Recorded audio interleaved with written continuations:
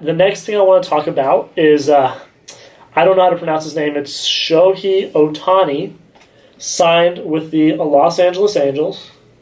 Pitcher-hitter combo. He was not only an ace in Japan, but he was also a slugger. If you look at his highlights, he would hit absolute bombs against some of these Japanese pitchers. So I want to bring up a question to you guys.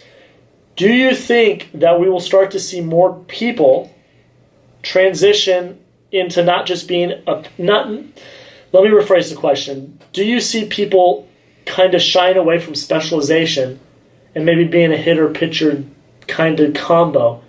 I mean, in high school, you don't really specialize. If you pitch, you also hit. I mean, you could easily continue that into college and into the majors, or you get drafted out of high school into the majors and do both, be a hitter and a pitcher. So I want to get your guys' thoughts on this. Do you think we'll see more pitcher-hitter combos, or do you think specialization is just going to continue and Ohtani's just like an anomaly?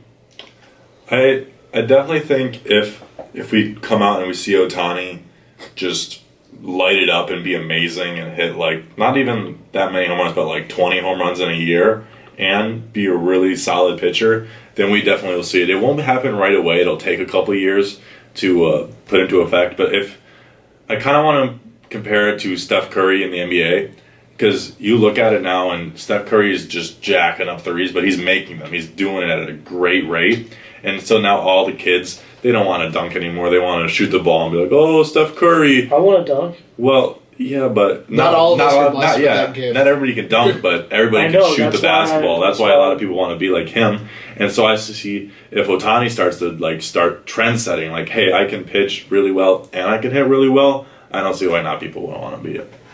I think people are going to want to be it, but it takes a special kind of player. When you come out of high school and you get drafted, usually they will make you pick one of the two and say, well, you're going to be good at this. It takes a really special player. The only other guy I can think of is the Reds prospect, Hunter Green.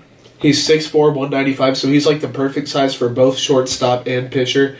And, I mean, it takes a special size, special skill set, and genes and type of player to be able to do both. So I don't think we'll see more than maybe one player a year trying to do it. Well, and to your point about that, you say they make them pick. If Ohtani succeeds, like James is saying, James said it perfectly about the basketball thing. I mean, he said it more about the kids, but kind of what I'm going to take from that is you see in the NBA now, it has completely shifted. Everyone is jacking up threes now. Like every team, all the players that are shooting the three now, because of this sort of new trend that the Warriors have brought on in the last half a decade. So what I'm saying is, if Ohtani comes in and really hits it off and does amazing, maybe these teams will be like, hey, can you do both? And if they're really good, maybe utilize that talent. If you have a player that can pitch like an ace and slug, I don't see why you can't have them do both. He could revolutionize it. Especially in the NL. Yeah. In the NL, you have Duel. I mean, there's no argument about DHs anymore. Yeah. Because you have a pitcher that can also slug, completely takes away the issue of, pitchers can't hit. You know what I mean? I mean, it's just something to think about. It's really something to think about. And I could see, if Ohtani does hit it off, I could see this trend changing, just like the three-point trend in the NBA. I mean, it could happen. It really could.